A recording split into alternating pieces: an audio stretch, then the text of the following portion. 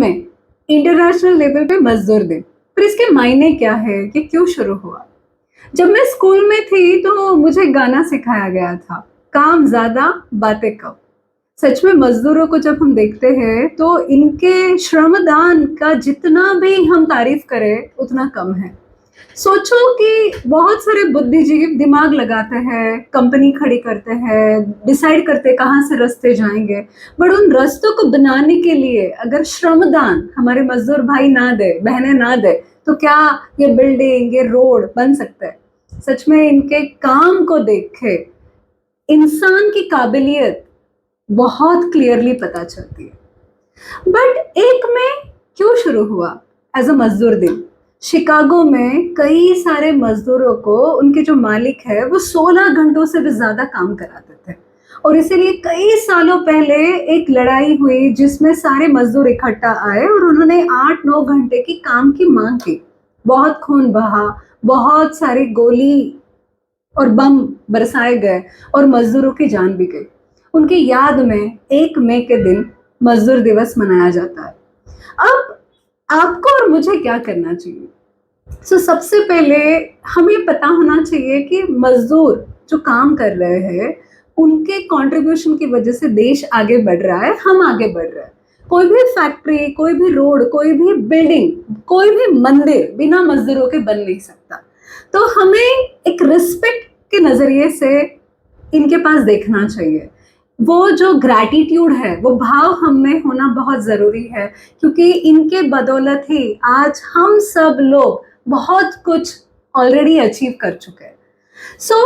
Financial clinic की तरफ से आज एक छोटी सी इंफॉर्मेशन जिससे आप कुछ मजदूरों का हित देख सकते हो। मजदूरों में भी कई मजदूर जो खेत में काम करते हैं, कुछ ऑर्गेनाइज सेक्टर में काम करते हैं और कुछ अनऑर्गेनाइज सेक्टर में काम करते हैं। जो किसान खेत में काम कर रहे हैं उनके लिए भारत सरकार ने किसान कार्ड बनाया है। जो ऑर्गेनाइज सेक्टर में काम कर रहे हैं उनके लिए कई और सुविधाएं हैं। बट आज मैं जो इन्फॉर्मेशन यहाँ पे देना चाहती हूँ वो ऐसे मजदूर भाई बहनों के लिए जो अनऑर्गेनाइज सेक्टर में काम कर रहे हैं।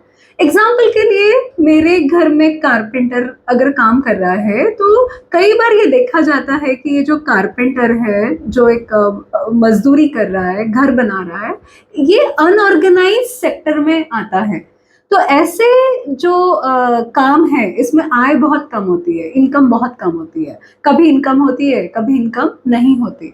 उस इनकम से ही उनका पूरा परिवार चलता है। ये जो कारपेंटर का काम होता है इसमें कई बार ये भी देखा जाता है कि गांव में फैमिली रह रही है और ये लोग अलग अलग सिटीज, अलग अलग स्टेट में घूम के अपना श्रम करके, काम कर कर अर्न करते हैं। तो ऐसे अनऑर्गेनाइज सेक्टर में काम करने वाले मजदूरों के लिए भारत सरकार ने ई श्रम कार्ड की शुरुआत की। अब ये ई श्रम कार्ड क्या है, ये कैसे बनता है? तो ई श्रम कार्ड वो हर मजदूर जो अनऑर्गेनाइज सेक्टर में काम कर रहा है वो रजिस्टर कर सकता है। अगर उनके पास में आधार कार्ड है, एक मोबाइल नंबर है, ये मोबाइल और आधार अगर लिंक है, इनके पास अगर अपना बैंक अकाउंट है, तो ये अपना ई श्रम कार्ड में रजिस्ट्रेशन करा सकता है। जो भी मजदूर ई श्रम कार्ड में रजिस्ट्रेशन कराएगा उन्हें भारत सरकार की तरफ से कुछ सुविधाएं मिलेगी। जैसे एक सुविधा इन्हें मिलती है कि अगर दुर्घटनावश इनकी डेथ हो जाए तो इनके फैमिली को 2 लाख रुपए मिलते हैं। इवन कई बार बीमार होने पे ये जो सरकारी अस्पताल है यहाँ पे जाके क्लेम कर सकते हैं। जो प्रधानमंत्री की ऑलरेडी एक स्कीम चल रही है आरोग्य की, उसमें भी ये अपना जो रजिस्ट्रेशन है वो करा लेते हैं। तीसरा और क्या इन्हें मिलता है, तो डिसेबिलिटी बहुत बड़ा मुद्दा है। कई बार देखा जाता है कि मजदूरों में डिसेबिलिटी ज्यादा आती है, एक्सीडेंटल हाथ चले जाना, आंखें चले जाना। तो ई श्रम कार्ड में इसके लिए भी अलग से इंश्योरेंस है। आपके आसपास अगर अनऑर्गेनाइज सेक्टर में कोई भी मजदूर भाई बहन काम कर रहे हैं, आप उन्हें पूछिए कि आपका ई श्रम कार्ड बना है क्या। अगर नहीं बना है तो आप प्लीज उन्हें हेल्प कीजिए कि वो अपना ई श्रम कार्ड बनाए। अब ये कारपेंटर एक एग्जाम्पल है, ऐसे डेली वेजेस आपने देखा होगा आपके सिटी में कामगार चौक में कई सारे लोग अर्ली इन द मॉर्निंग इकट्ठा आते हैं और वो डेली इनकम के लिए रोज कहीं तो दूसरी तरफ जाते काम करते फिर घर आ जाते। हर दिन इनका काम जो है वो अलग अलग रहता है। ऐसे डेली वेजर्स भी ई श्रम कार्ड में अपना जो रजिस्ट्रेशन है वो करा सकते हैं। जैसे इनफॉर्मल एम्प्लॉयज होते हैं जिनको प्रॉपर एम्प्लॉयमेंट नहीं मिलती, वो लोग भी इसमें आ सकते हैं। तो आसपास देखिए ऐसे अनऑर्गेनाइज जितने भी मजदूर हैं, आप उनको पूछिए क्या आपने आपका ई श्रम कार्ड बनाया। अब ये किन्हें नहीं बनाना है? जिनका ऑलरेडी नेशनल पेंशन स्कीम में ऑलरेडी रजिस्ट्रेशन है, या जिनका ईपीएफ कट होता है, या जिनको भारत सरकार की तरफ से पेंशन्स आ रहे हैं ऑलरेडी जो 60 के ऊपर है और उनको गवर्नमेंट की तरफ से पेंशन आ रहे हैं, या जो किसान हैं जैसे मैंने पहले भी बताया, ये लोग ई श्रम कार्ड में अपना रजिस्ट्रेशन नहीं करा सकते।